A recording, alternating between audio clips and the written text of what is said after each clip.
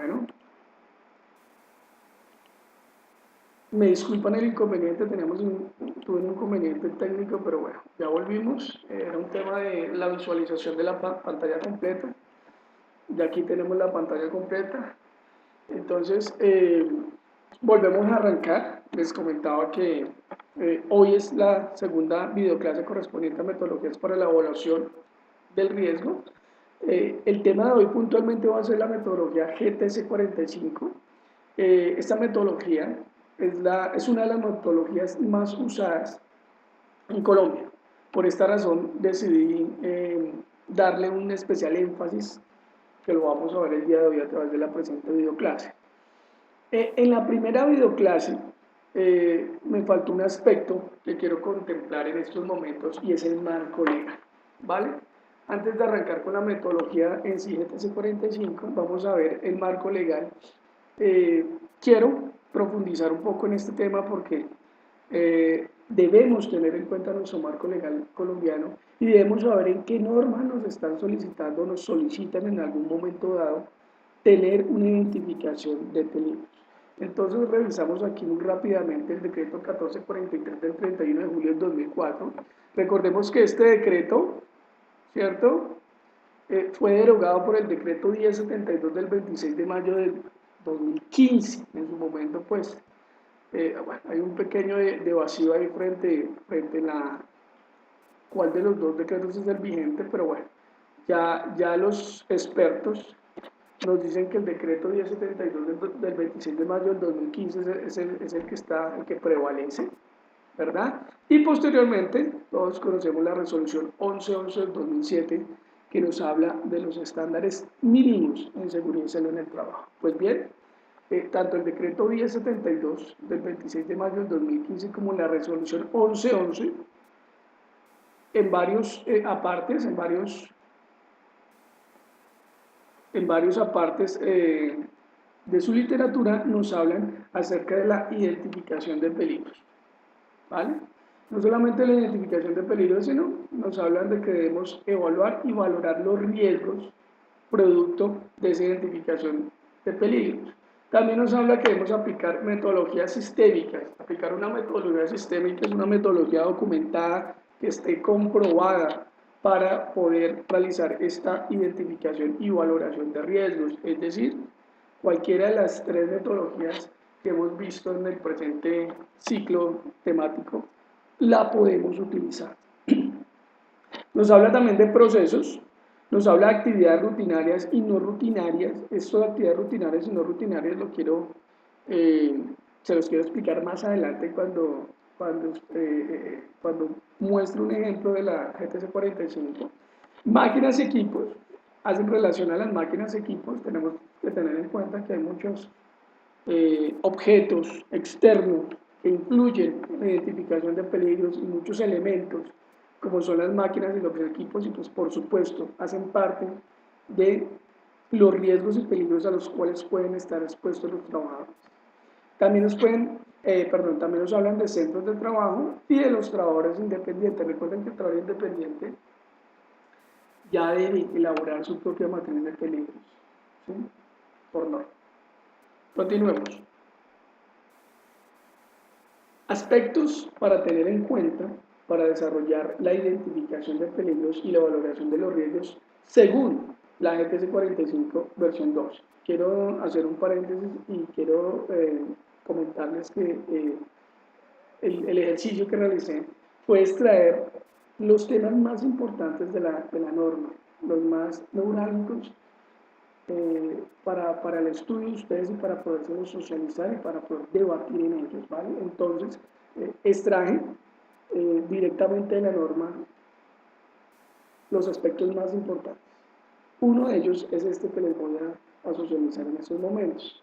Son los aspectos a tener en cuenta para desarrollar la identificación de los peligros y la valoración de los riesgos. Antes de arrancar con nuestra matriz de peligros a través de la metodología GTC45, debemos tener en cuenta los siguientes aspectos.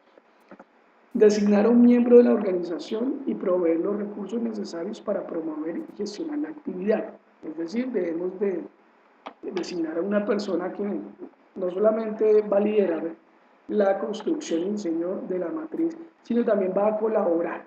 O sea, son varias personas que tendrán que colaborar en unas actividades como son el inventario de peligros y otras tantas que más adelante vamos a reseñar. B. Tener en cuenta la legislación vigente y otros requisitos. La legislación vigente, pues ya la vimos en la filmina anterior y pues ya la tenemos en cuenta. C. Consultar con las partes interesadas pertinentes, comunicarles lo que se ha planificado hacer y obtener sus comentarios y compromisos. D. Determinar las necesidades de entrenamiento del personal o grupos de trabajo para la identificación de los peligros y la valoración de los riesgos e implementar un programa adecuado para satisfacerlas. En este punto, vuelvo y aclaro que este tema del levantamiento de la matriz no es trabajo para una sola persona. Esto se recomienda que se haga en equipo. Y aquí nos habla de las necesidades de entrenamiento del personal que va a colaborar y va a participar en la elaboración de esta matriz. Si bien es cierto, no puede tener experiencia, podemos entrenarlo, vamos a darle una pequeña inducción acerca de la levantamiento de la matriz y definir directamente lo que queremos que hagan y en lo que queremos que nos colaboren para que este trabajo salga de la mejor manera y sobre todo tenga la participación de todos los trabajadores. Documentar los resultados de la valoración. Toda esta matriz, todos los resultados y su seguimiento debe estar plenamente documentado. Esto lo tenemos que tener en cuenta. Recordemos que el sistema de gestión nos habla de tener la información plenamente documentada y de un procedimiento documentado. Entonces, recordemos que todo lo que hagamos con el sistema de gestión deberá estar perfectamente registrado. F. Realizar evaluaciones higiénicas y o monitoreos biológicos si se requiere. Esto, de acuerdo a una previa evaluación, más adelante vamos a enfatizar un poquito en cuándo debemos hacer evaluaciones higiénicas o no, de acuerdo al desarrollo de la presente matriz. G. Tener en cuenta los cambios en los procesos administrativos y productivos, procedimientos, personal, instalaciones, requisitos legales y otros. ¿Por qué nos dicen que debemos tener en cuenta los cambios en los procesos administrativos y productivos? Porque si tenemos algún tipo de cambio en esos procesos, inmediatamente tendríamos que actualizar la matriz. Recordemos que la matriz prácticamente es una foto actual que nos refleja la realidad de la empresa en lo referente a sus peligros y riesgos. Entonces, si tenemos alguna actividad nueva, alguna máquina nueva, algún procedimiento nuevo, inmediatamente tendríamos que pasar a revisar la matriz de peligros para hacerlo congruente y de esta manera actualizarla. H. Tener en cuenta las estadísticas de incidentes ocurridos y consultar la información de gremios u organismos de referencia en el tema. Muchas veces, para nosotros llegar a una valoración más objetiva, debemos recurrir a las estadísticas nacionales o por lo menos a estadísticas del sector. Las estadísticas del sector nos las facilita FASECOLDA en su página web. Entonces, ¿con qué fin hacemos? Con el fin de compararnos ante el país, ante la ciudad o ante el sector económico, ¿cierto? Desde el punto de vista de indicadores de accidentalidad, debemos tener un punto comparativo y saber si nuestra empresa va bien en el tema de accidentalidad, ¿cierto? ¿Y quién nos dice si va bien? Pues el hecho de compararnos con el sector nos puede dar un parámetro de medición objetivo y determinar si estamos haciendo bien o mal nuestro trabajo y mirar si vamos por buen o por mal camino, desde el punto de vista de nuestra gestión de seguridad y salud en el trabajo. Vamos a ahondar, partimos de lo general y cada vez vamos ahondando un poco más en lo específico. Entonces vamos a mirar las actividades para identificar peligros y valorar los riesgos. ¿Vale? Vamos a mirar unas actividades previas también. Primero, debemos definir un instrumento para la recopilación de la información necesaria. Debemos definir unos instrumentos cuyo nombre es, de acuerdo a nuestros protocolos de documentos, le podemos denominar formatos. Recuerda que los formatos es un documento que no se diligencia, pero que cuando tú lo diligencias se convierte en un registro. ¿Listo? Entonces debemos tener unos formatos ¿cierto? Que nos van a servir como herramienta para recolectar toda la información necesaria para nuestro levantamiento de nuestra matriz de peligros. Podríamos tener unos formatos como que nos refieran a un inventario de peligros, donde podríamos identificar el peligro, identificar el área, identificar sitios de ocurrencia, identificar eh, eh, elementos como máquinas, ¿cierto? Como la persona a la cual está ejerciendo la actividad. Es un ejemplo. Y pues los demás instrumentos. Recordemos que tenemos que tener como tal una matriz, ¿cierto? Donde vamos a consignar toda la información y donde vamos a desarrollar toda la metodología GTC 45. Recordemos que todo esto debe estar registrado. Puede ser el medio magnético, se recomienda el medio magnético, pero también hay información de campo que sí se recomienda mejor guardarla en medio físico. Bueno, pasamos a clasificar los procesos, actividades y tareas. Es importante esta clasificación de procesos, actividades y tareas porque cuando empecemos a desarrollar la matriz como tal, nos va a servir de gran ayuda.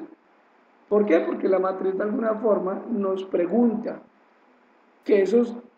nos pregunta en qué sitio, en qué lugar identificaste esos peligros o en qué procesos. Y pues eso lo tendrás que relacionar con sus actividades y con sus respectivas tareas. Cuando veamos un ejemplo de elaboración de la matriz, vamos a revisar este aspecto de procesos, actividades y tareas y se van a dar cuenta su importancia. Pasamos a identificar los peligros. Cuando llegamos a esta etapa, lo mejor que uno puede hacer es hacerse una pregunta. Y la pregunta puede ser quién, cuándo y cómo puede resultar afectado.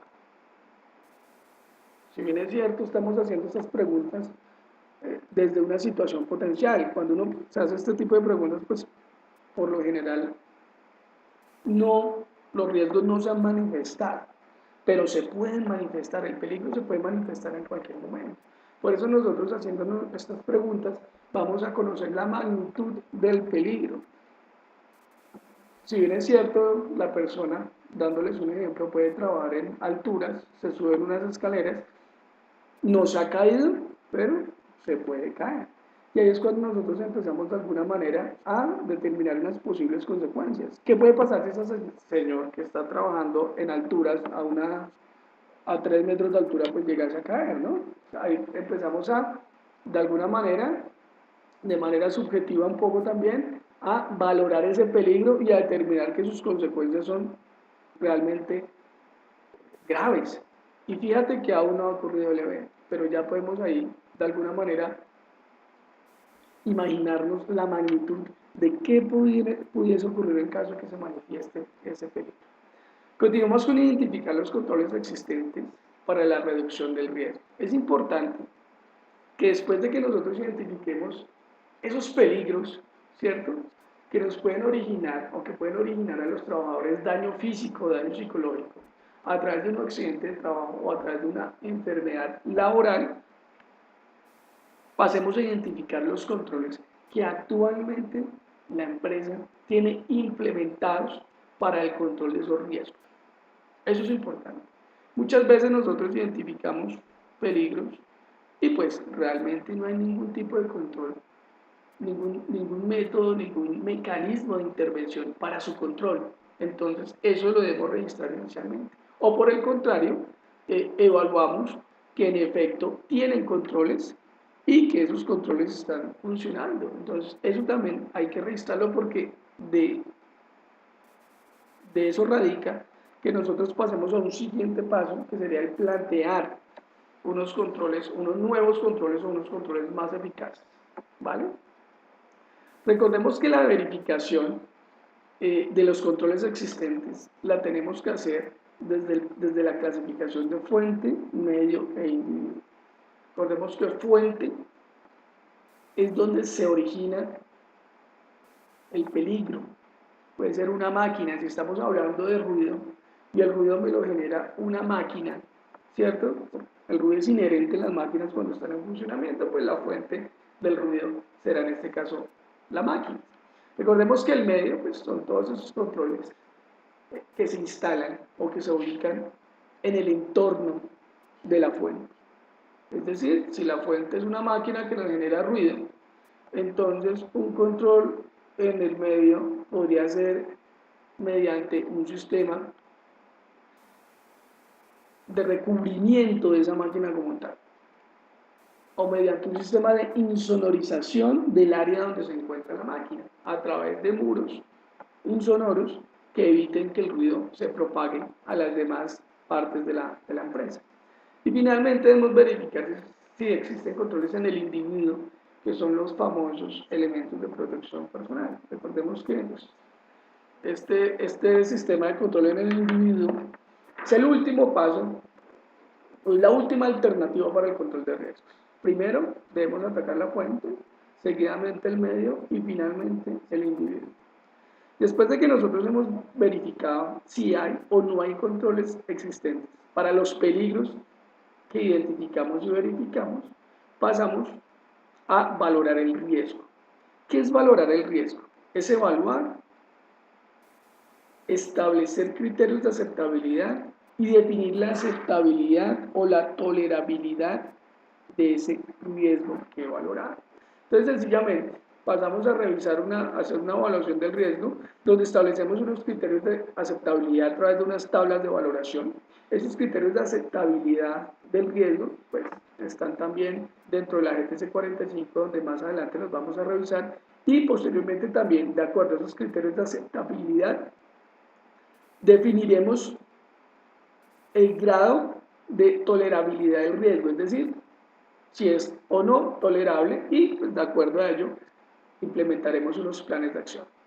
Finalmente, vamos a elaborar, mantener, actualizar y documentar el plan de acción para el control de los riesgos. Es muy importante esto último, ya que de nada sirve que yo plantee unos métodos de control, unos mecanismos de control, si no hago seguimiento y si no evalúo si estos métodos finalmente funcionaron o no funcionaron, y mucho peor, si estos métodos no reviso yo que se mantengan en el tiempo. Entonces, es muy importante, muchas veces yo implemento unos métodos de control que duran solamente una semana, y a la semana pues ya se cayeron o sencillamente no se siguieron implementando.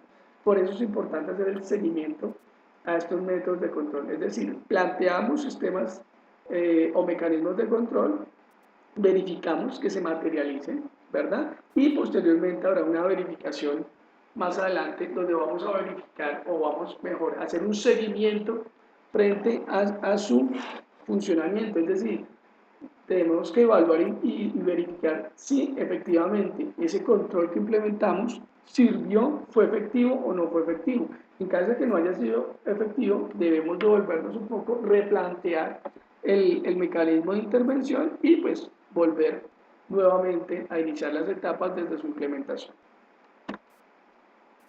Vamos a revisar acá el clasificar procesos, actividades y tareas. Vamos a mirar un poco qué es eso. Entonces, habíamos hablado dentro de las actividades preliminares para iniciar con el levantamiento de la matriz, que deberíamos clasificar procesos, actividades y tareas. Entonces, lo que nos propone la GTC 45 es que realicemos una lista de actividades de trabajo, de tal manera que las agrupemos de manera racional y manejable con el fin de reunir información sobre cada una de esas actividades de trabajo. Entonces, nos plantean unos criterios de clasificación de los procesos, cuyos componentes son etapas del proceso de producción o servicio, trabajo planificado y reactivo, tareas específicas, fases en el ciclo de los equipos de trabajo, estados de operación en los equipos y plantas, generación de riesgo por distribución particular y tareas propias o subcontratadas. Básicamente, pues este listado que les acabo de mencionar nos puede servir de ayuda o de soporte para clasificar procesos, actividades y tareas. También nos podemos apoyar en calidad. Muchas empresas pues tienen su departamento de calidad. Recordemos que para tener sus procesos actualizados, ellos levantan mapas de procesos y pues ya los tienen identificados. Entonces, si tenemos área de calidad en nuestra empresa, pues solicitamos un apoyo y solicitamos que por favor pues, nos socialicen o nos faciliten los mapas de procesos y la caracterización de los procesos, y allá vamos a encontrar los procesos, actividades y tareas de cada una de las actividades, de cada uno de los procedimientos que realiza la empresa. En tal caso que vaya calidad, pues entonces deberíamos hacer un listado de actividades de trabajo pormenorizado, puntual y específico, donde realmente nosotros definamos actividad por actividad y tarea actividad por actividad y tarea por tarea, cuáles son esos procesos y macroprocesos que desarrolla la empresa, ¿vale? Pasamos a identificar los peligros. Bueno, entonces, para arrancar con la identificación de peligros, la GTC nos presenta un modelo, o una tabla que se convierte en una herramienta fundamental para realizar esta tarea. Y es la tabla de clasificación de peligros. Esa tabla de clasificación de peligros, pues sencillamente lo que nos hace es distribuir aquellos peligros de acuerdo a su origen, como es el caso de, o como está clasificado actualmente, a través de definir si esos peligros son biológicos, de tipo biológico, físicos, químicos, psicosociales o biomecánicos, de condiciones de seguridad o de fenómenos naturales. Entonces, básicamente, cuando nosotros vamos a hacer el levantamiento de los peligros, lo que deberíamos hacer es tomar esta tabla de peligros y todas aquellas condiciones inseguras o actos inseguros que tú identifiques en inspección con el fin de identificar los peligros, pues deberás clasificarlos dentro de la tabla de peligros de la GTC 45 para arrancar la secuencia y arrancar el orden establecido. Recordemos que esta clasificación está en peligros biológicos, peligros físicos, peligros químicos, peligros psicosociales y peligros biomecánicos. Hasta aquí, y como lo muestra el corchete, estos peligros se asocian a la higiene laboral. Recordemos que la higiene laboral es la que se relaciona con la enfermedad laboral y con las consecuencias a largo plazo. Es decir, estos peligros, ¿cierto?, asociados a la higiene laboral son peligros cuyas consecuencias me van a traer una enfermedad laboral. Y recordemos que esas consecuencias, por lo general, cuando hablamos de enfermedades laborales, son a largo plazo. Por otro lado, dentro de la tabla de peligros vemos las condiciones de seguridad y los fenómenos naturales. Estos dos aspectos, condiciones de seguridad y fenómenos naturales, los podemos asociar a la seguridad industrial. Y cuando los asociamos a la seguridad industrial, los estamos asociando a los accidentes laborales y por ende a las consecuencias a corto plazo. Es decir, cualquier peligro asociado a condiciones de seguridad y cualquier peligro asociado a fenómenos naturales los podemos asociar directamente a una consecuencia a corto plazo y por ende a un accidente laboral. Entonces es importante que nosotros tengamos esta diferenciación desde el punto de vista de la tabla de peligros. Vamos a ver aquí la tabla de peligros como nos la manifiesta y como nos la expresa la GTC 45 versión 2012. Vemos que aquí hay una clasificación y como anteriormente les venía comentando, se clasifican de acuerdo a su origen. Aquí vemos el riesgo, el peligro biológico, y dentro del peligro biológico ellos incluyen todo riesgo, ¿cierto?, a causa de contacto o manifestación de virus, bacterias, hongos, riquecias, parásitos, picaduras, mordeduras o fluidos o excrementos. Este riesgo biológico pues lo vemos muy claramente en los hospitales, en los laboratorios clínicos. Eh, Todo personal de campo de la salud que tenga que ver con animales o personas pues va a estar muy expuesto a este riesgo biológico. Es donde más lo podemos observar. Pasamos al riesgo físico, ¿cierto? El riesgo físico es el que tiene que ver con el ruido. Recordemos que el ruido puede ser de impacto intermitente o continuo. También es el que tiene que ver con la iluminación artificial o natural que pueda tener determinada área de trabajo, ya sea por exceso o por deficiencia. Dentro del riesgo físico también ubicamos la vibración, ya sea de cuerpo entero o segmentaria, puede ser mano, brazo, Pasamos también dentro del riesgo físico a encontrar las temperaturas extremas, calor y frío. Esas temperaturas extremas, quiero hacer una claridad, no se trata de aquella personal que trabaja en la intemperie y ese día llovió o ese día hizo mucho sol, o aquel trabajador que pues se encuentra en clima cálido y clima frío. No tanto hace referencia a ese tipo de temperaturas, sino básicamente hace referencia a aquellas temperaturas, ¿cierto?, elevadas o muy mínimas que por causa de su trabajo afectan al trabajador, pero desde el punto de vista de maquinarias o equipos. Es decir, les voy a dar un ejemplo. Las personas que trabajan en fundición, que tienen pues que exponerse a temperaturas muy altas por el solo hecho de trabajar con hornos, pues obviamente ellos van a estar expuestos a temperaturas extremas por el grado de calor que emanan estos hornos. Ahora demos un ejemplo con frío, pues las personas que trabajan en cuartos fríos, ¿cierto? Llamémoslo personas que se dedican al manejo de carnes, al manejo de frigoríficos, pues van a ser personas que por la condición misma del equipo y de su labor, tienen esas temperaturas extremas. Pasemos luego a presión atmosférica. Presión atmosférica normal y ajustada, básicamente pues este riesgo es muy notorio en los pilotos de aeronaves, también puede ser notorio en trabajos que se hacen en el fondo del mar, donde las presiones tienden a variar y a cambiar. Son ocasiones muy ajustadas, son situaciones extrañas, pero suceden y tendríamos que tener en cuenta la presión atmosférica. Recordemos que un cambio de presión eh, puede causar un daño en el organismo. Miremos ahora las radiaciones ionizantes. Radiaciones ionizantes, cuando hablamos de la radiación ionizante, estamos hablando de rayos X, gamma, beta y alfa. Recordemos que estas radiaciones son demasiado fuertes para el organismo y hacen un daño bastante importante en el organismo, ya que permean la piel y pueden llegar a afectar las células internas de nuestro cuerpo. Entonces, estas radiaciones ionizantes pues realmente son bastante delicadas y hay que tratarlas con mucho cuidado en caso de estar expuestos a ellas. Vuelvo y repito, estas radiaciones pueden afectar directamente las células de nuestros organismos principalmente.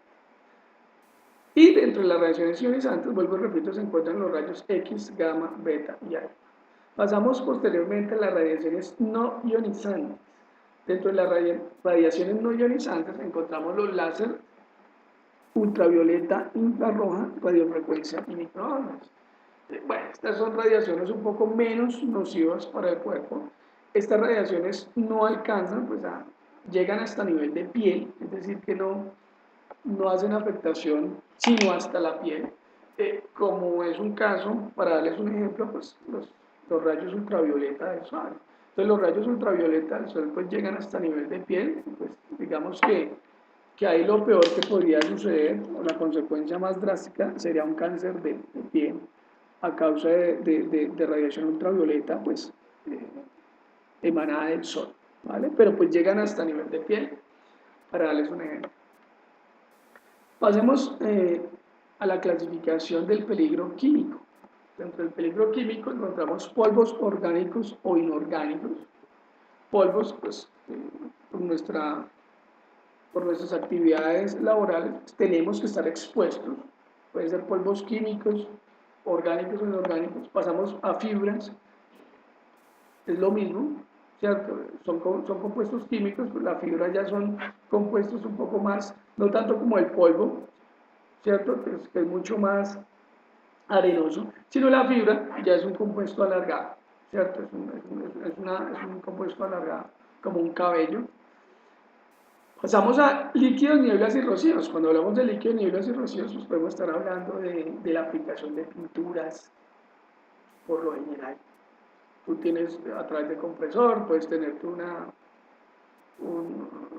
el proceso de un pintor sencillamente coge su producto químico que es la pintura en estado líquido y el compresor es el que de alguna forma lo convierte en una niebla o en un rocío. Recordemos que ahí lo que está haciendo es pasar de líquido a una posible nube mucho más defragmentada y pues eso puede ser inhalado. Pasamos a gases y vapores, pues importante que en gases y vapores podamos hacer una diferenciación. Tengamos en cuenta que los gases son el estado físico en el cual se presentan algunos compuestos químicos. Nosotros llamamos gases al oxígeno porque su presencia física es en forma de gas. ¿Sí? Hay gases como el hidrógeno, su presencia física es a través de gas. Mientras que los vapores se originan a través de un cambio de temperatura. Tú puedes tener un elemento en estado sólido, tú puedes tener un elemento en estado líquido y al aplicarle un cambio de temperatura radical, pues lo puedes pasar a un estado gaseoso. Y cuando eso sucede, pues decimos que es un vapor. Pasamos a humos metálicos y no metálicos. Los humos metálicos y no metálicos se originan a través de la combustión de algún tipo de producto o de elemento, es decir, cuando sometemos a cambios extremos a productos como es el caso de la gasolina dentro de un carro pues sencillamente se está quemando y eso me origina humos. Pasamos a material particulado volvemos, es muy parecido a los polvos, el material particulado sencillamente cualquier tipo de elemento que encontremos en estado arenoso, ¿cierto? Muchas veces este material particulado puede permanecer en el aire ya que su peso no es suficiente para sedimentarse en el piso, entonces el aire, la fuerza del aire lo puede levantar y lo puede mantener a alturas de 1 metro, 2 metros, todo esto depende de la densidad del material particulado. Si es un material particulado denso, pues muy seguramente pues el material particulado, gracias a su peso, va a permanecer en el suelo. Pero si es un material particulado poco denso, pues muy seguramente va a ser, se va a poder dispersar en el aire porque el aire pues sencillamente lo va a elevar. Pasamos a la clasificación de los riesgos psicosociales. Bueno, estos riesgos son aquellos riesgos de tipo organizacional, ¿cierto? Tienen que ver con grupos de trabajo, tienen que ver con carga, con mucha o con poca carga laboral, tienen que ver con monotonía. Si tenemos trabajo muy monótono, pues eso nos puede ocasionar algún tipo de riesgo psicosocial. O si por el contrario es un trabajo bajo presión, ¿cierto? Donde uno tiene que dar resultados a muy corto plazo, pues también esto nos puede ocasionar problemas a nivel psicosocial. Y pues de alguna forma todos esos problemas psicosociales se manifiestan a través de un estrés o a través del estrés. Recordemos que el estrés ya está científicamente comprobado que puede ocasionar problemas físicos a nivel de colon irritable o gastrointestinales. O sencillamente también nos puede eh, eh, originar problemas de tipo mental o psicológico. Pasamos a un riesgo biomecánico, ¿cierto? Este riesgo biomecánico tiene que ver con posturas, perdón, este peligro biomecánico tiene que ver con posturas, ya sean prolongadas, mantenidas, forzadas o antigravitacionales. Entonces, cuando durante toda la jornada laboral la persona se encuentra 8 horas sentada, pues tendrá un riesgo de posición sedente, para lo cual uno debe recomendar que se levante, de pronto haga un descanso de pie o camine un poco. Por el contrario, podemos encontrar posturas donde el trabajador está todo el día de pie, entonces la recomendación va a ser que se siente durante cortos periodos de tiempo para no forzarlo, ¿cierto? Para que sencillamente, pues, debido a esa postura prolongada, no vaya a tener consecuencias como dolores lumbagos o puede tener posibles consecuencias a largo tiempo y poder desarrollar una enfermedad laboral. Tenemos también los peligros biomecánicos, el movimiento repetitivo, muy común en las personas que trabajan con videoterminales y computadores, ¿cierto? Al momento de digitar, es un momento repetitivo de dedos que puede originar ciertos problemas a nivel de túnel carpiano. También tenemos la manipulación manual de cargas, actividades operativas repetitivas, puede ser, otro ejemplo que les puedo dar, puede ser la operación de una máquina, donde sencillamente tú tengas que alar un control de mando, una palanca, y siempre tienes que hacer la misma actividad, eso también puede ser un movimiento repetitivo, también puede influenciar de cierta manera. Hasta ahí, hasta ahí son los riesgos, o los peligros, perdón, los peligros asociados a la higiene y asociados a una enfermedad laboral, asociados a contraer una enfermedad laboral. Vamos ahora a hablar de aquellos peligros asociados a la seguridad industrial, o sea, aquellos peligros cuya manifestación va a ser un accidente de trabajo. Y esto los encontramos en las condiciones de seguridad, prácticamente. Entonces, las condiciones de seguridad nos llevan a unos peligros de tipo mecánico. Estos peligros de tipo mecánico son elementos o partes de máquinas, herramientas, equipos, piezas a trabajar, materiales que pueden ser proyectados y que pueden ser sólidos o fluidos. También este riesgo mecánico podemos incluir la manipulación, manejo de cualquier tipo de máquina, equipo o herramienta.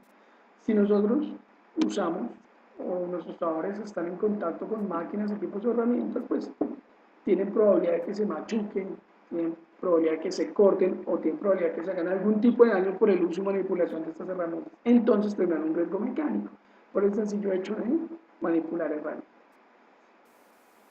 Tenemos el riesgo eléctrico, alta y baja tensión. Este es claro, básicamente. Este riesgo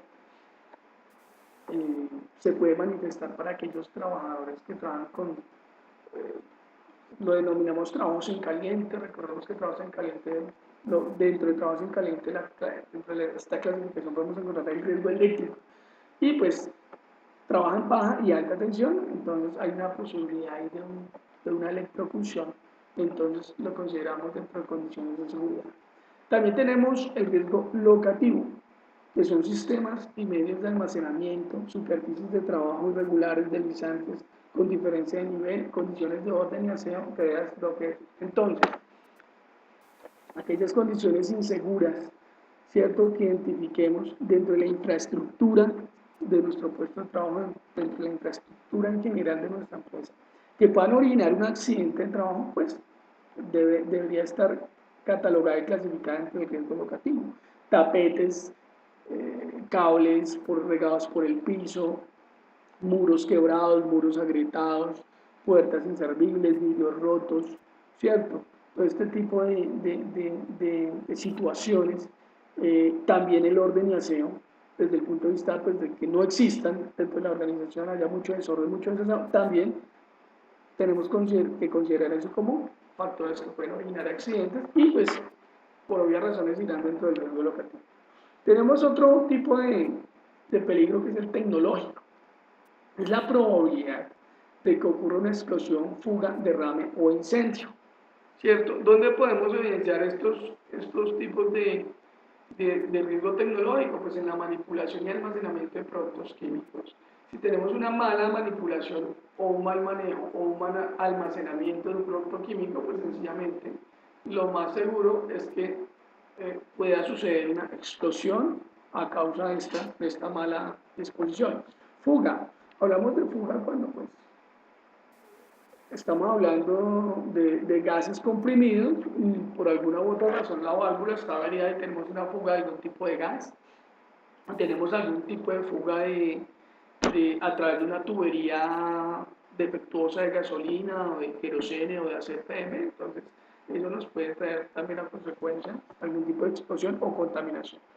Derrame e incendio, pues el derrame ya también está claro, ¿cierto? Cuando hay algún tipo de contenedor defectuoso, ¿cierto? Que puede originar un derrame y pues el incendio también. Cualquier situación que me pueda ocasionar un incendio por su mal manejo, pues lo catalogamos como peligro tecnológico. Bueno, accidentes de tránsito. Dice que los accidentes de tránsito, pues aquí los estamos incluyendo. Los accidentes de tránsito ya pues, le pueden ocurrir a cualquier persona que esté realizando una actividad al exterior de la empresa o también en el interior de la empresa cuando la empresa tenga parqueaderos o vías internas y que pues se le haga daño a través de un vehículo, pues se puede considerar como un accidente de tránsito. También consideramos los riesgos públicos, toda manifestación o todo daño que se le pueda ocurrir a un trabajador estando en una vía pública, en una calle o en un sitio público, se consideraría dentro de ese peligro. Y también muy importante, el trabajo en alturas y en los espacios confinados. Fíjate que el trabajo en alturas y el espacio confinado, aquí lo trabajamos de manera individualizada dentro de condiciones de seguridad y tienen su toldillo aparte. Y una de las razones es porque están normatizados. Recordemos que el trabajo en alturas está normatizado y el espacio confinado también hay una guía emanada por el Ministerio donde indica cómo deben ser las normas de seguridad y los protocolos de seguridad para este espacio confinado. Pasamos posteriormente a fenómenos naturales. Los fenómenos naturales, está claro, son factores externos, si bien son factores externos, que no dependen de la organización, porque por su naturaleza de ser pues, situaciones que se le atribuyen a la naturaleza, sí los podemos controlar y sí los podemos de alguna manera minimizar desde el punto de vista de atención a emergencias.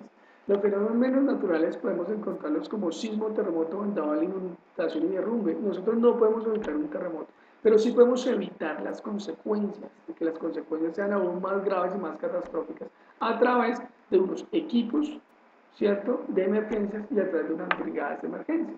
Es decir, que si nosotros no tenemos brigadas de emergencia, no tenemos equipos para atención de desastres, pues muy seguramente las consecuencias en caso de que se dé un sismo o un terremoto van a ser mucho mayores. Pasemos ahora a la metodología para la valoración de los riesgos. Ya después de conocer la tabla de peligros y ya después de hacer nuestro inventario y clasificación de peligros, vamos a proceder a valorarlos a través de una valoración de riesgos. Entonces, la evaluación de los peligros corresponde al proceso de determinar la probabilidad de que ocurran eventos específicos y la magnitud de sus consecuencias, mediante el uso sistemático de la información disponible.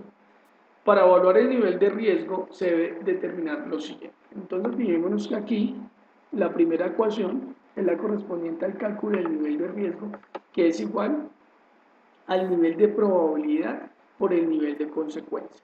Acá está clara. Sin embargo, este nivel de probabilidad debe calcularse, ¿cierto? Y para calcular el nivel de probabilidad, lo que yo debo hacer es primero valorar o identificar, estimar mejor el nivel de deficiencia, estimar el nivel de exposición y sencillamente multiplico, hago la multiplicación respectiva y me daría el nivel de probabilidad. Ya cuando tenga este valor, ¿cierto? Ya cuando tenga este valor de nivel de probabilidad, pues lo pasaré a multiplicar con el nivel de consecuencia y eso me dará el nivel de riesgo. Entonces, desde ese punto de vista, lo que tendríamos que calcular primero, antes de poder calcular el nivel de riesgo, es el nivel de probabilidad, ¿cierto? Cuya fórmula es nivel de deficiencia por nivel de exposición. Para ello vamos entonces a ver las valoraciones, primero del nivel de deficiencia. Entonces aquí podemos ver las valoraciones y eso lo vamos a valorar pues, de acuerdo a la interpretación al significado.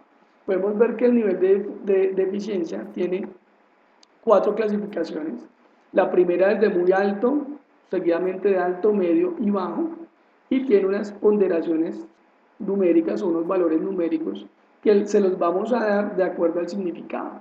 Entonces, muy alto es cuando se detectan peligros que determinan como muy posible la generación de incidentes o la eficacia del conjunto de medidas preventivas existentes respecto al riesgo es nula o no existe. Fíjate que acá nos da este significado nos da un parámetro condicional.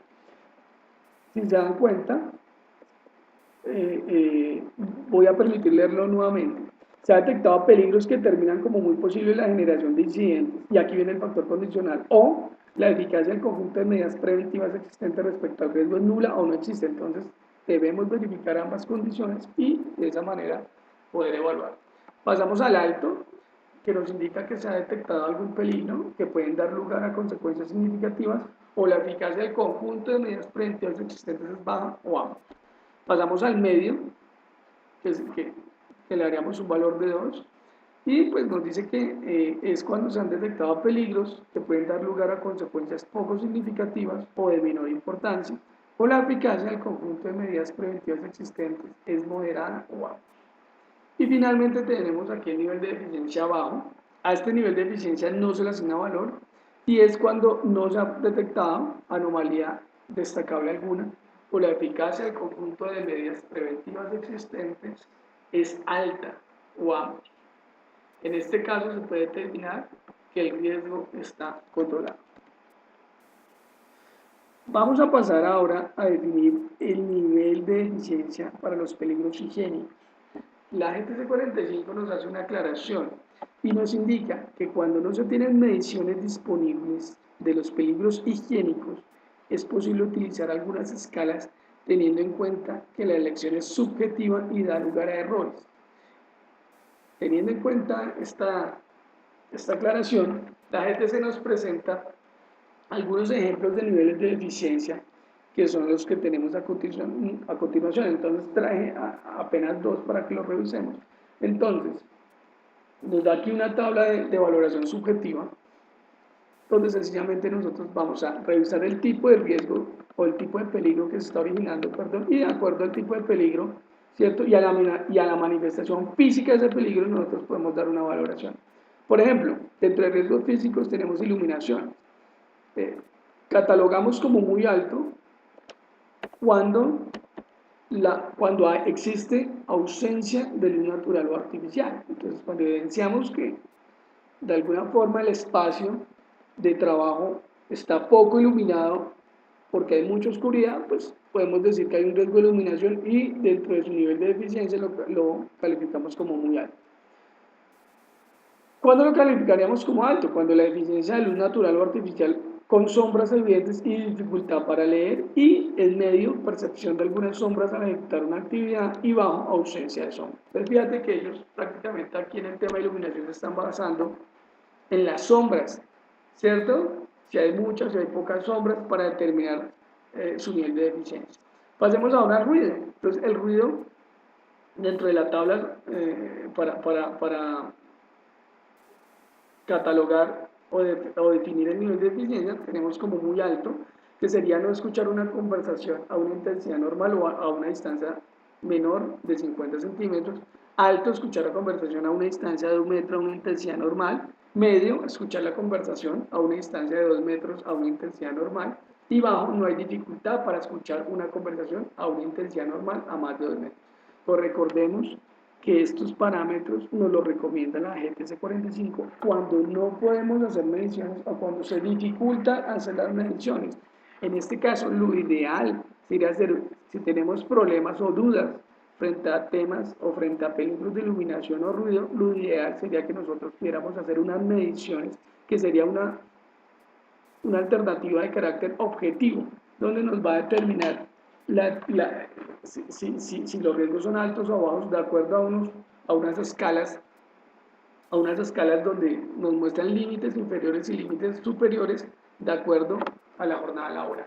Mientras que nosotros no podamos hacer mediciones por X o Y razón, pues podríamos utilizar la siguiente valoración, la que actualmente nos propone la GTC 45, pero recuerden que esta valoración es subjetiva. Pasamos ahora a la determinación del nivel de exposición.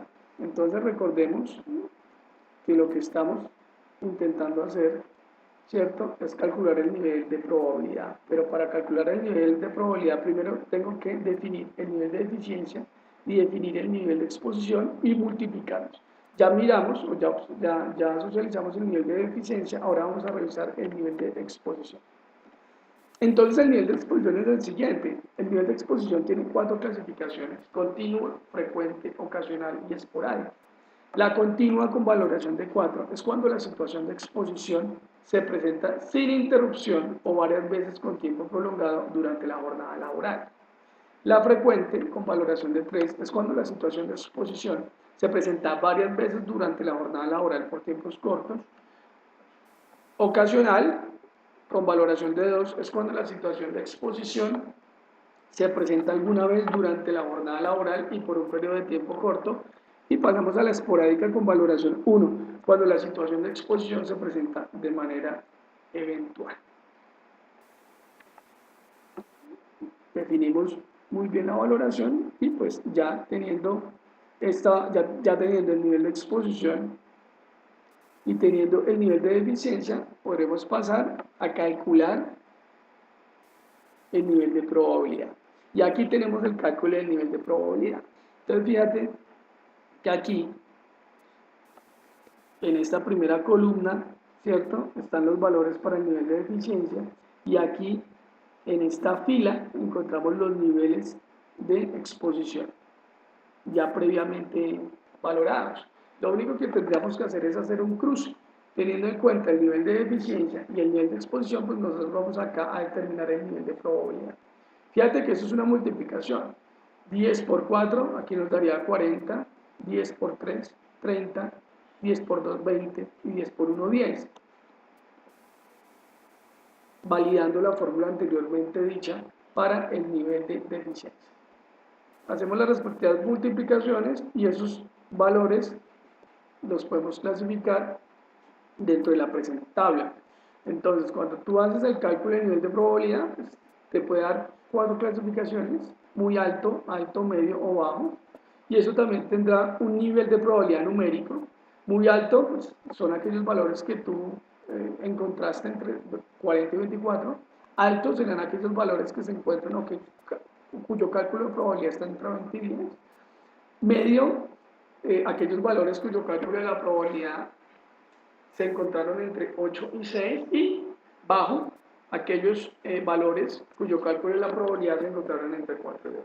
Y de acuerdo a ello, lo ubicarás dentro de la clasificación correspondiente, y pues cada clasificación tiene su significado. Muy alto es una situación deficiente con exposición continua o muy deficiente con exposición frecuente. Normalmente la materialización del riesgo ocurre con frecuencia. Alto, situación deficiente con exposición frecuente u ocasional, o bien situación muy deficiente con exposición ocasional o esporádica. La materialización del riesgo es posible que suceda varias veces en la vida laboral.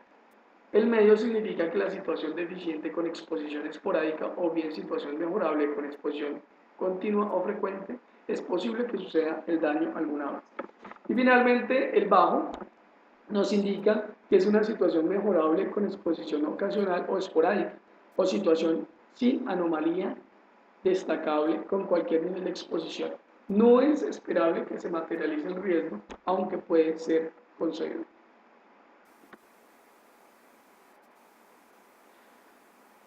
Teniendo en cuenta el nivel de probabilidad, pues vamos entonces a valorar el nivel de consecuencia para finalmente hallar el nivel de riesgo. Entonces, tenemos en pantalla la tabla de nivel de consecuencia. El nivel de consecuencia se clasifica en 4, o tiene 4 aspectos. Partiendo desde mortal o catastrófico, seguido de muy grave, grave y de leve.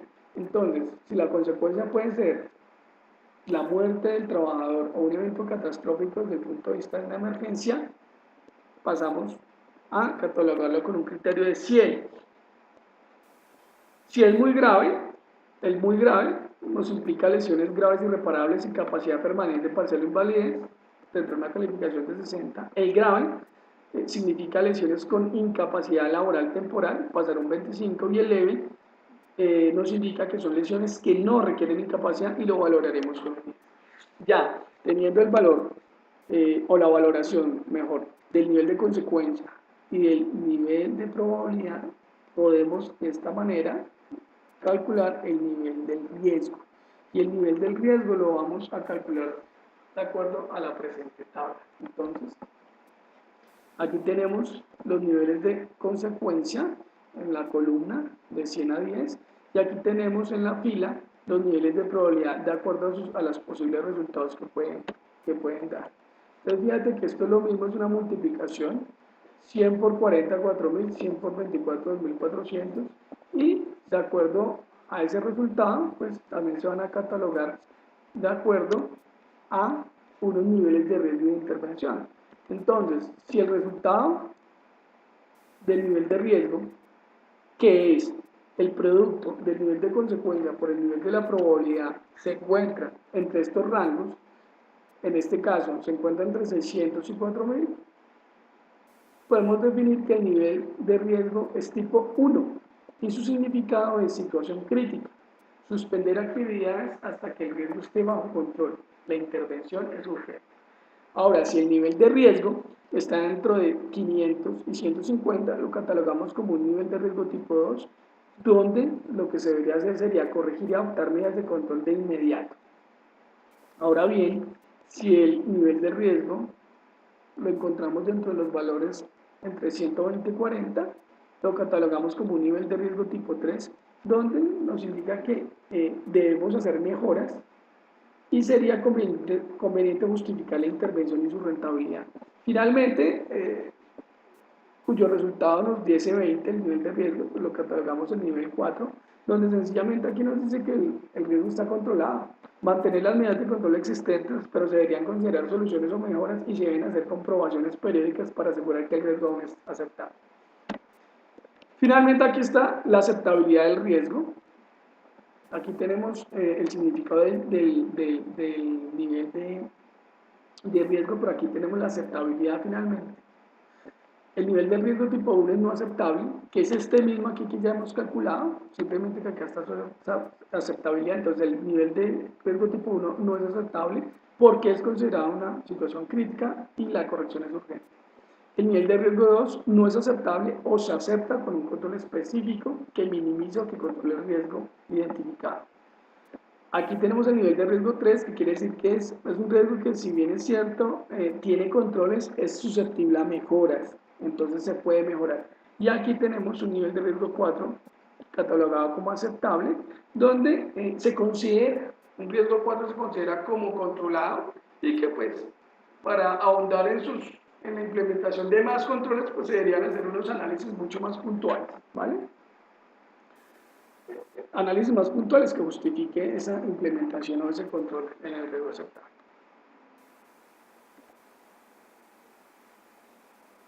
Bueno, hasta aquí, hasta esta diapositiva, hicimos referencia a lo que es la valoración del riesgo a través del cálculo del nivel del riesgo. Pasamos ahora a los criterios para los controles. Recordemos que cuando estamos levantando la matriz TC45 debemos evaluar los controles existentes dentro de la organización, ¿verdad? Si posteriormente hacemos la valoración y pues nos dará unas conclusiones. Si tenemos unos riesgos altos, bueno, en este caso serían si el resultado de la matriz nos da unos riesgos no aceptables o aceptables con controles específicos o mejorables, tenemos que tener en cuenta que debemos plantear propuestas para la intervención con el fin de que esos criterios pues se mejoren.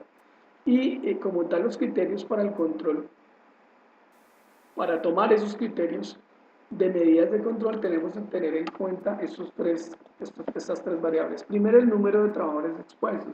Es importante que nosotros sepamos cuántos trabajadores están expuestos a un determinado riesgo con el fin, o esto nos va a ayudar para medir el impacto de aquellos controles que debemos implementar.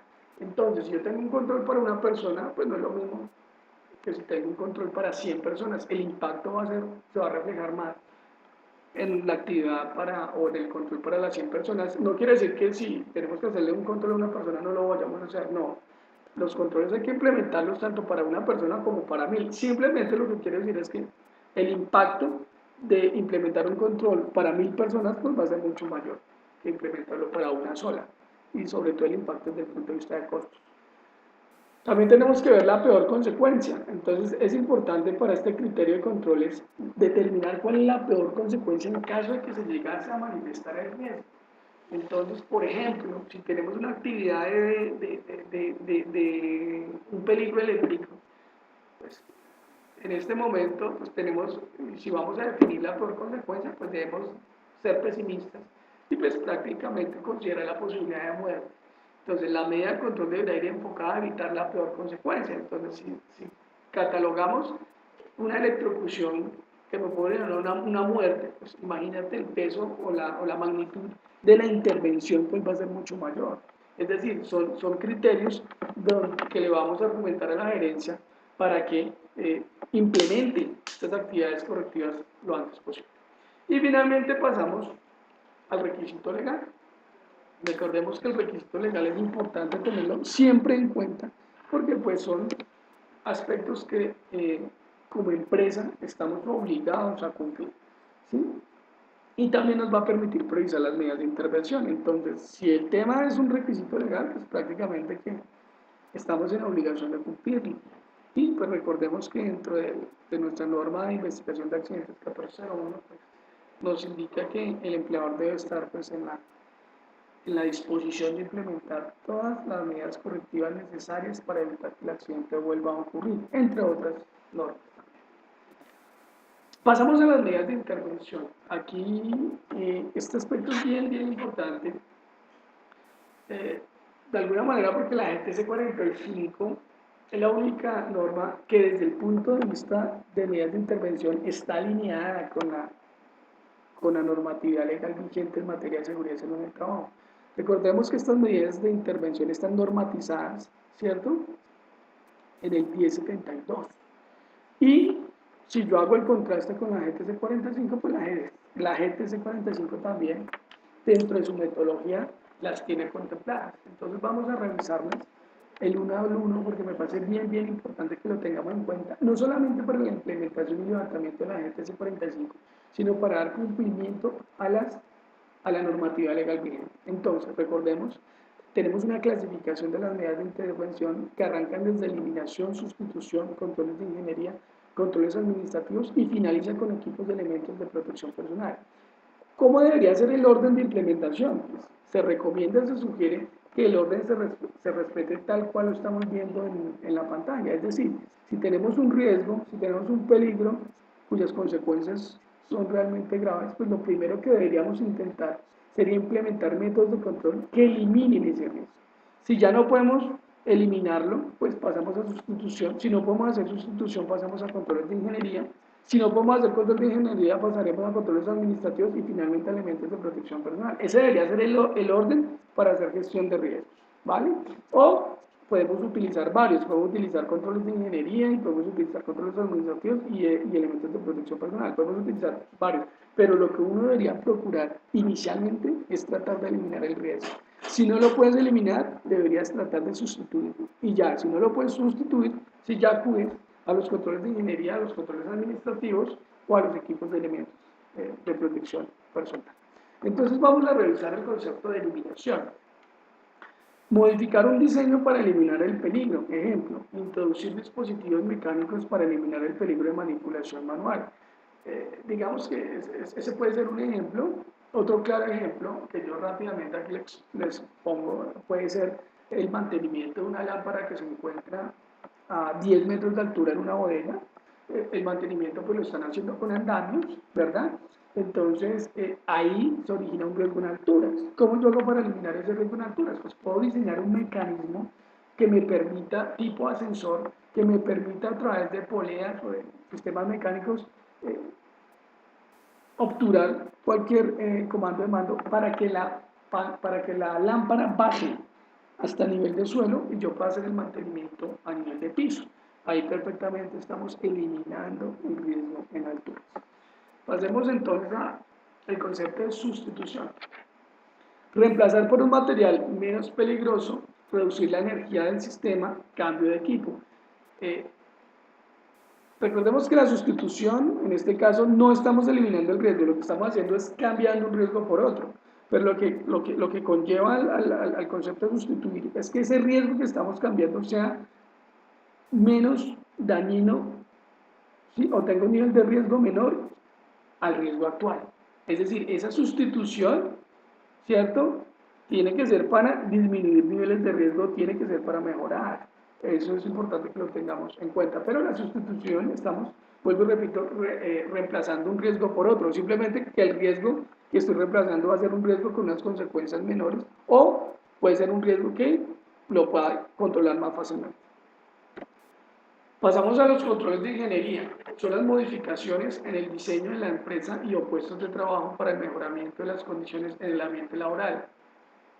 También podemos denominar controles de ingeniería como métodos métodos de control o tipos de intervención de carácter físico. Cuando tú haces algún tipo de modificación de tipo físico a tu entorno laboral, a tu infraestructura, a tus máquinas o equipos, con la finalidad de minimizar el riesgo y con la finalidad de evitar accidentes y evitar enfermedades laborales. Pero entonces recordemos que son sistemas de intervención o sistemas de control de tipo físico, Es decir, les puedo dar un ejemplo. Tú tienes unas escaleras y las escaleras pues están sin antideslizante. Si tú tienes unas escaleras sin antideslizante hay una probabilidad de que alguna persona resbale. Colocarle la cinta antideslizante a cada escalón puede ser un control de ingeniería de tipo físico. Pasamos a los controles administrativos, donde involucramos la señalización de advertencia, la diferente señalización y avisos de advertencia. Son acciones que la administración implementa para identificar los peligros y controlar los riesgos de tipo administrativo. Vamos a dar unos ejemplos. Podemos encontrar controles administrativos que tengan que ver con listas de chequeo. Recordemos que una lista de chequeo es un documento donde yo verifico un protocolo, el cumplimiento de un protocolo o de unas condiciones de seguridad. También un control administrativo puede ser la implementación y aplicación de un procedimiento de trabajo seguro. Este procedimiento de trabajo seguro simplemente está documentado y le informa al trabajador sobre el paso a paso para desarrollar su labor de manera segura. La señalización, pues todo el mundo conoce el tema de la señalización, simplemente la señalización se utiliza para informar o advertir al trabajador sobre algún tipo de riesgo o peligro y que él se percate. Y finalmente, pues, tenemos los equipos y los elementos de protección personal. Los elementos de protección personal comprenden todos aquellos dispositivos, accesorios y vestimentas de diversos diseños que emplea el trabajador para protegerse contra posibles lesiones. Bueno, pienso yo que ya todos tenemos claridad acerca de que es un elemento de protección personal. Es un accesorio, sencillamente es un accesorio que debe ser usado por el trabajador con el fin de bajar el impacto o de minimizar las posibles consecuencias, ¿cierto?, a raíz de un posible peligro o de un riesgo. ¿Listo? El elemento de protección personal no evita un accidente, disminuye sus consecuencias. Disminuye sus consecuencias. Vamos a ver rápidamente el ejemplo que nos entrega la gente C45 acerca pues, de ya el levantamiento de la matriz. Entonces vemos aquí el componente, los diferentes componentes de la matriz. Pues tiene aquí nos presenta aquí unos elementos como son procesos, lugar, actividades, tareas. Entonces aquí básicamente podemos definir los procesos como administrativos o operativos. La zona o lugar, pues donde se ubica este proceso, aquí nos dicen que es un proceso administrativo y que la zona o lugar donde vamos a hacer la identificación de peligros es la oficina de contabilidad y compras. Las actividades son las que se desarrollan en la zona o lugar, es decir, en la oficina de contabilidad y compras desarrollamos una actividad que se llama facturación y la tarea es digital, es decir, para realizar el proceso de facturación tendremos que hacer un proceso de digitación. Aquí posteriormente nos dicen que si esa actividad es rutinaria o no. Recordemos que rutinario son aquellas actividades que se hacen día a día, aquellas actividades que son familiares para todos los trabajadores por su frecuencia de ejecución. Las actividades no rutinarias son aquellas actividades que no están dentro de la labor diaria del trabajador, que son actividades que se presentan de manera esporádica en algún momento. Por ejemplo, un mantenimiento imprevisto de algún tipo de maquinaria porque pues se dañó. Entonces digamos que eso se podría manifestar como una actividad no rutinaria. Bueno, bien, si bien es cierto, tendríamos que tener un plan preventivo.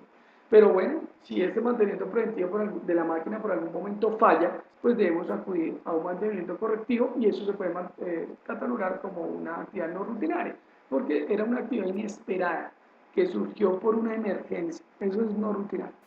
Pasamos entonces posteriormente al peligro. Fíjate que dentro del peligro, aquí nos presentan dos clasificaciones, que es la descripción y la clasificación. La descripción es definir el acto o la condición insegura como la evidenciamos en la inspección o en el levantamiento o en el inventario de peligros. Aquí nos dice, para darnos un ejemplo, descripción, movimientos repetitivos de miembros superiores. ¿Sí? Esa es la descripción, es decir, debemos registrar en esta casilla las razones por las cuales existen, pueden originarse unas consecuencias desfavorables para el trabajador, desde el punto de vista de accidentes o enfermedad laboral. Posteriormente pasamos a la clasificación. Esta clasificación la hacemos con base en la tabla de peligros. Esta clasificación se hace teniendo en cuenta la tabla de peligros. Entonces aquí identificamos o describimos un peligro que tiene que ver con movimientos repetitivos y eso nos está haciendo alusión a un peligro de tipo biomecánico. Posteriormente, pues nos preguntan los efectos posibles. Los efectos posibles son las consecuencias de estar expuesto a ese peligro.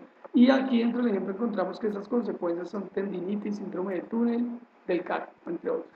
Posteriormente pasamos a verificar los controles existentes en la fuente, medio y en el individuo. Debemos revisar qué controles existentes tiene la organización para prevenir, minimizar o controlar este riesgo.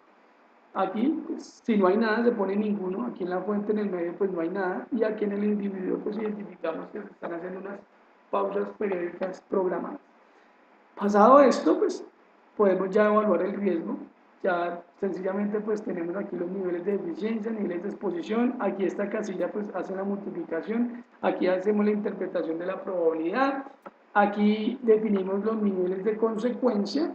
Aquí hace la respectiva multiplicación y aquí nos hace la interpretación de riesgo. Es decir, todo este segmento de evaluación de riesgo nos hace la valoración de este riesgo.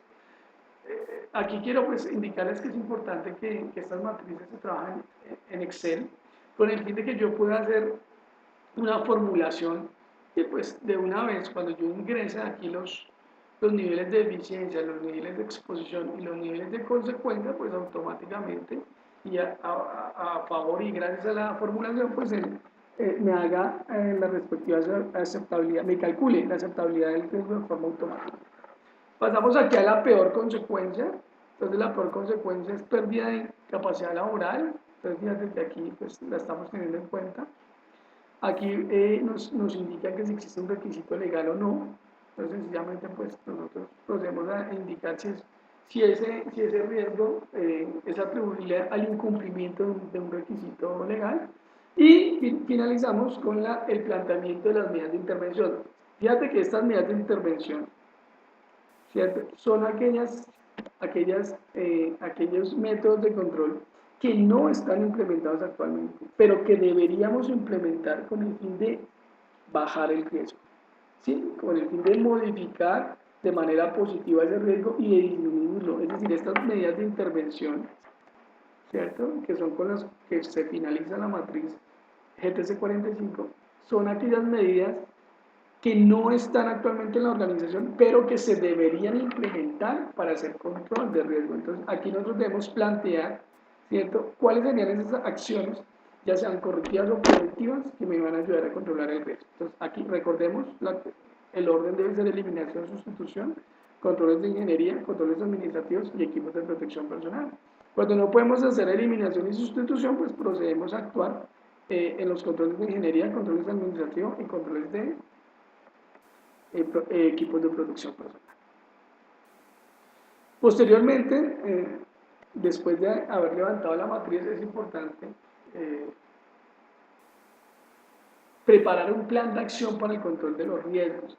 Y este plan de acción tiene que ver con la implementación de las medidas de intervención a implementar en la organización. Recordemos que esa matriz de riesgos nos propone implementar unas acciones preventivas o correctivas. Para tal efecto, yo debería elaborar un plan de acción, ¿cierto?, donde yo hago un seguimiento de la implementación de esas medidas de control. Es decir, yo debería colocar la medida de control, qué es lo que voy a hacer, quién va a ser el responsable de su implementación, cuándo lo voy a hacer y una fecha posterior donde designaríamos a alguna persona a verificar si esa acción fue eficaz o no fue eficaz y si se hizo o no se hizo.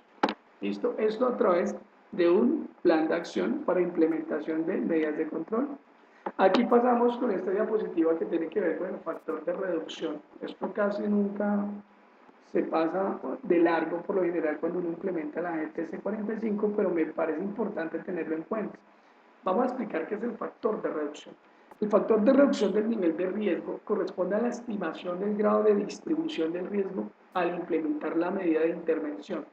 Es un valor porcentual de la reducción del riesgo esperada con la medida de intervención que se quiere seleccionar. Es decir, esta fórmula que está acá nos va a ayudar a definir, ¿cierto?, si los riesgos disminuyeron y en qué proporción. Claro, si los riesgos disminuyeron es porque tú implementaste una medida de intervención, ¿sí? Y pues para esto nos sirve el factor de reducción. De alguna manera es un indicador que nos va a permitir en qué, pues, saber y calcular en qué porcentaje disminuyó ese riesgo. Entonces miremoslo acá. El factor de reducción es igual al nivel de riesgo inicial, ¿cierto?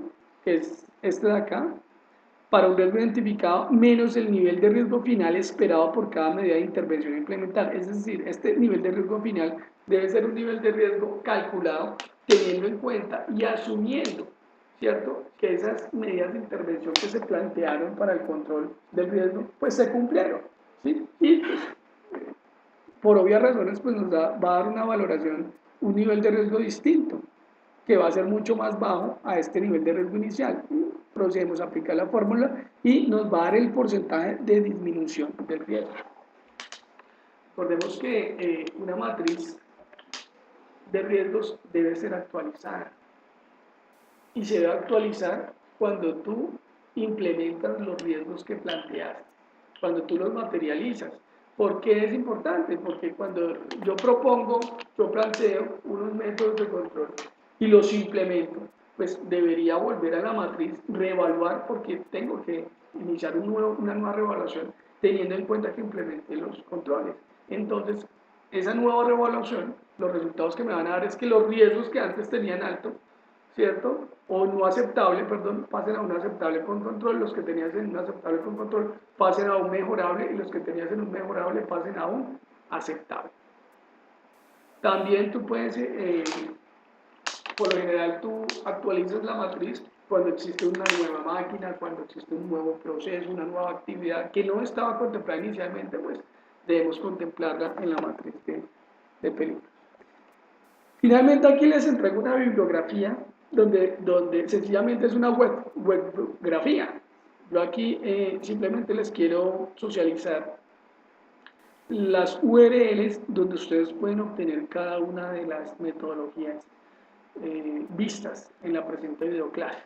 Entonces, ustedes ingresan a esas páginas y las pueden descargar, las metodologías, ¿vale? Y pues tenerlas en su reservorio de información o sencillamente leerlas y pues aclarar dudas. Y para finalizar, les quiero mostrar acá una guía o una plantilla de lo que les comentaba frente al cálculo y al registro de la información de la matriz de peligro GTC 45. Entonces, yo les recomiendo a ustedes que esta matriz la hagan en un Excel. ¿Cuál es la finalidad que la hagan en un Excel? Pues que ustedes puedan formular los cálculos, la interpretación del nivel de probabilidad y la aceptabilidad del riesgo. Entonces, simplemente ustedes aquí, bueno, yo aquí le coloqué unos comentarios, me pareció muy didáctico. Aquí en el nivel de eficiencia, ya de una vez, y como comentario, ya uno le inserta, ¿no?, la calificación o la tabla de valoración para de una vez aquí saber qué valor colocar. Lo mismo para el nivel de exposición, entonces si ustedes dan cuenta es la misma valoración de la GTC 45, uno lo tiene a la mano, no tiene que referirse a otro documento, sino sencillamente directamente sobre el Excel, uno coloca la valoración. Aquí el nivel de probabilidad simplemente me hace la multiplicación del nivel de eficiencia y el nivel de exposición. La interpretación también está aquí formulada. El nivel de consecuencia también pues tiene sus respectivas tablas. Y aquí estará también el nivel de riesgo, que será la multiplicación entre el nivel de probabilidad y el nivel de consecuencia. Y aquí también él aquí me hace la selección. Donde está el 1, quiere decir que esa es la clasificación del riesgo. Quiere decir que si el 1 apareció el 1 en la casilla de clasificación del nivel de riesgo 2, quiere decir que ese riesgo está en 2. Y la aceptabilidad quiere decir que es un aceptable con control. Entonces, ver que aquí el 1 simplemente hace forma o hace reemplazo de una X. El 1 aquí simplemente se utiliza para seleccionar. Entonces, aquí el 1 me está indicando, me está seleccionando un nivel de riesgo 2 y aquí el 1 me está indicando, me está seleccionando que es un aceptable con control. Número de expuestos y pues posteriormente aquí pasaremos a colocar las medidas de intervención. Y si somos mucho más creativos, podemos llegar a una priorización de la matriz de peligros. Simplemente esta matriz me va a extraer de la gran sábana de Excel me va a traer los aspectos más importantes, me va a traer el área, el peligro, la descripción, me va a traer los niveles de riesgo y finalmente la aceptabilidad del riesgo y me va a hacer acá unas tortas donde le va a indicar a la organización desde el punto de vista del porcentaje cuántos riesgos son aceptables, cuántos tienes con aceptables con control, cuántos son mejorables y cuántos son aceptables. Entonces ustedes se dan cuenta, esto puede funcionar a modo de un resumen ejecutivo para la gerencia de la supervisión, donde yo puntualmente le voy a indicar, ¿cierto?, el grado de aceptabilidad del riesgo en mi compañía y en qué porcentaje. Esto con el fin de priorizar las medidas de intervención, es decir, si yo aquí evidencio que el 36% de mi riesgo está no aceptable, pues lo lógico sería que todos aquellos recursos económicos y humanos de los cuales dispone la organización, pues se implementen primero y de manera inmediata a disminuir y controlar los riesgos no aceptables que me arrojaron el 36%.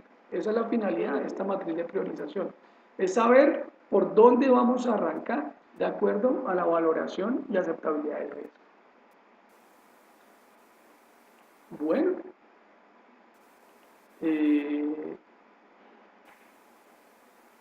hasta aquí llegó esta videoclase. Les agradezco su atención. La videoclase pues está grabada. Ustedes la pueden perfectamente bajar o volver a escuchar a través del Canvas. Estamos dentro del mismo Canvas haciendo un reservorio, pero de estas videoclases se las pueden observar. Les agradezco su asistencia. Carolina y Claudia, muchas gracias. Me indica Carolina, este material no lo podrá enviar en PDF, por favor, asimismo en formato de matriz de riesgo y si no es mucho pedir, ya que se encuentra formulado.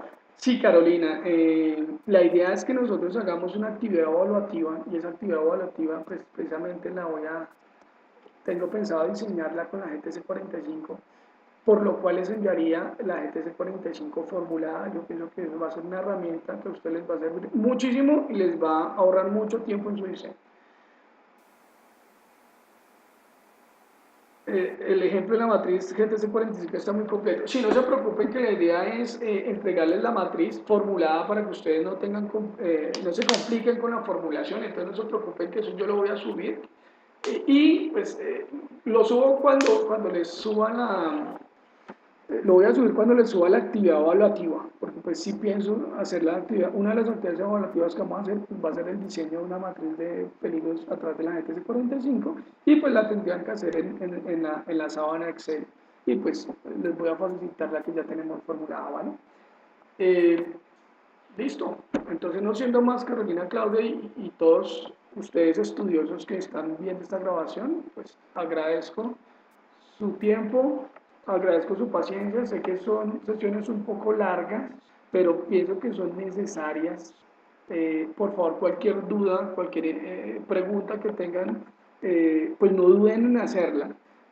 Recuerden que pueden utilizar el correo a través del Canvas, pueden hacer cualquier pregunta y pues con mucho gusto yo se la respondo para que ustedes tengan claridad sobre el tema. ¿Listo? No siendo más, les agradezco mucho, que estén muy bien, feliz tarde, hasta luego.